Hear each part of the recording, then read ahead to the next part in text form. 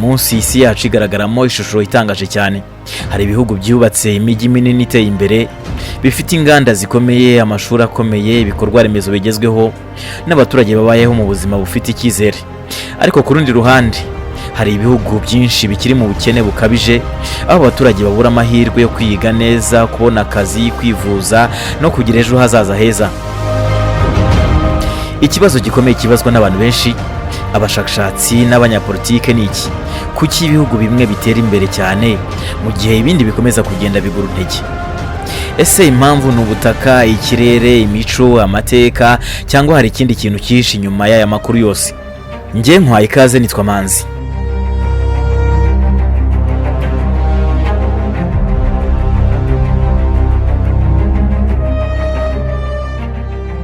Iki nicyo gitabo Why Nations Fail cya Daron Acemoglu na James Robinson kigerageza kugusubiza. Si igitabo gisanzwe ku bukungu, ahubwo ni igitabo gisobanura amateka y'isi mu buryo bushya, kigaragaza ko iterambere cyangwa se gusubira inyuma kw'ibihugu guterwa n'icyemezo cy'ingenzi, aricyo cy'uburyo igihugu kiyobowe n'uko n'imiyoborere yacyo igenda ikora.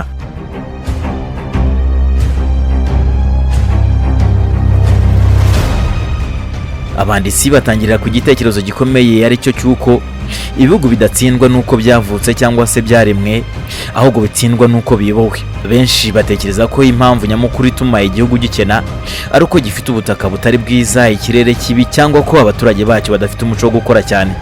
Ariko abanditsi bagaragaza ko ibi byose bidahagije gusobanura impamvu y'itandukaniro rikomeye riri hagati y'ibi bihugu. Hari ibihugu bifite ubutaka bwiza cyane ariko bikennye. Hari ibindi bifite ubutaka bukennye ariko bikaba mu bihugu bikize ku isi. Hari ibihugu bifite umuco umwe n'ururimi rumwe ariko bikaba bitandukanye cyane mu iterambere.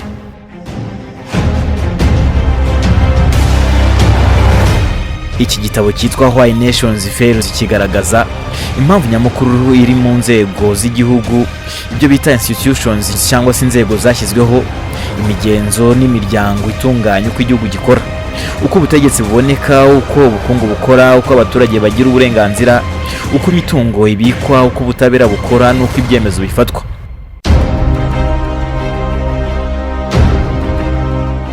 Abanditsi basobanura ko hari ubwoko bubiri bw'ingenzi bw'izi institutions.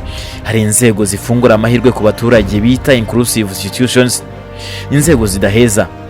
Izi ni inzego zemerera abaturage bose kugira ijambo, gutora, gutangiza ubucuruzi, kubika umutungo wabo mu mutekano, kwiga, guhanga udushya no kugira amahirwe angana mu buzima. Iyo igihugu gifite izi nzego, abaturage bagira icyizere, bagakora cyane, bagashora imari, bagaharanira ubumenyi, bagashaka ibisubizo bishya byateza imbere ubukungu. Ibyo bituma igihugu kigira iterambere rirambye.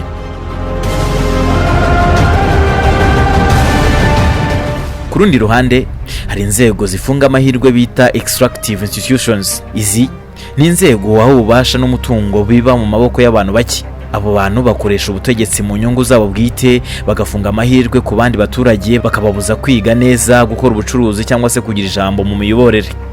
Mu bihugu bifite izi nzego, abaturage babura icyizere, ntibashora imari, ntibahanga udushya, kuko baba bazi ko ibyo bakoreye bishobora kubamburwa igihe icyo ari cyo cyose.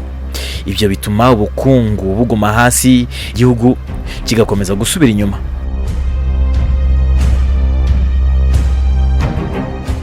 Iki gitabo gitanga urugero rugaragara cyane nko muri Korea y'Amajyepfo na Korea ya Ruguru. Mu mateka, izi Korea zombi zari igihugu kimwe, zifite ururimi rumwe, umuco umwe, amateka amwe n'ubutaka busa. Ariko nyuma y'intambara yo mu kinyejana cya 20, igihugu cyacitsemo kabiri. Uyu munsi Korea y'Amajyepfo ni kimwe mu bihugu byateye imbere cyane ku isi. Abenshi murabizi, ifite inganda zikomeye, ikoranabuhanga rihanitse, amashuri meza n'ubuzima bwiza ku baturage.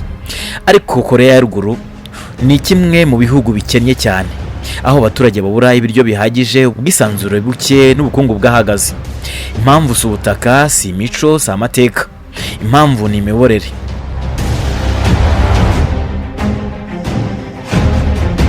Muri Korea y'Amajyepfo hashyizweho inzego zifungura amahirwe. Abaturage bemererwa kwiga, gukora, gutangiza inganda, guhanga udushya no kugira ijambo mu miyoborere. Ibyo byatumye ubukungu butera imbere vuba cyane. Muri Korea ya Ruguru hashyizweho inzego zifunga amahirwe. Ubutegetsi bwafunze ubwisanzure bwose, abaturage babuzwa gutekereza no guhanga udushya, ubukungu bugashyirwa mu maboko ya leta n'abayobozi bake. Ibyo byatumye igihugu kiguma mu bukene.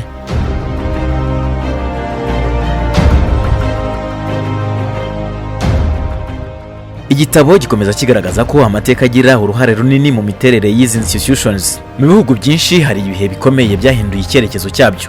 Ibi bihe bita critical junctures ni nk'intambara, revolution cyangwa se impinduramatwara, indwara zikomeye cyangwa se impinduka mu miyoborere byashoboye guhindura inzira y'igihugu cyanyuragamo. Urugero rwatanzwe ni urwo mu Bwongereza mu kinyejana cya 17 habaye impinduramatwara ikomeye yiswe Glorious Revolution. Iyi mpinduka yagabanyije ububasha bw'umwami, ishyira imbere uburenganzira bw'inteko ishinga amategeko n'abaturage. Nyuma y'iyi mpinduka hashyizweho amategeko arinda umutungo w'abantu, agabanya ruswa, atuma ubucuruzi bukora neza kandi agaha abaturage ijambo mu miyoborere. Ibyo byose byafunguye inzira yo gutera imbere kw'inganda, ikoranabuhanga n'ubukungu bw'Ubwongereza.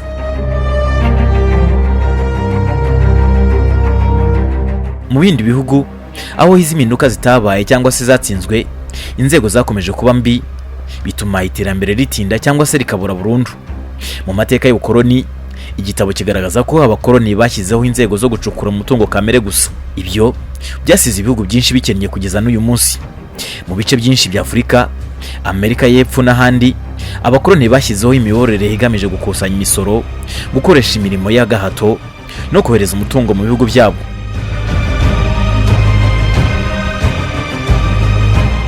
Nta rwego rufatika rwubatswe rwo gufasha abaturage kwiteza imbere.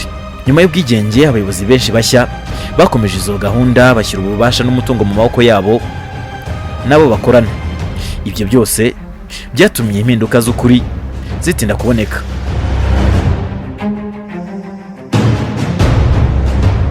Ariko iki gitabo ntikivuga ko ibintu bidashobora guhinduka. Gitanga urugero rw'ibihugu byashoboye guhindura icyerekezo cyabyo. Botswana ni urugero rukomeye. Nyuma y'ubukoloni iki gihugu cyari gikennye cyane, ariko abayobozi bacyo bahisemo kubaka inzego zifungura amahirwe, zirimo kurwanya ruswa, kubahiriza amategeko, baha abaturage uburenganzira bwabo, bashyira umutungo mu nyungu rusange. Ibyo byatumye Botswana iba mu bihugu byateye imbere cyane muri Afurika, nubwo idafite amabuye menshi y'agaciro kurusha ibindi bihugu.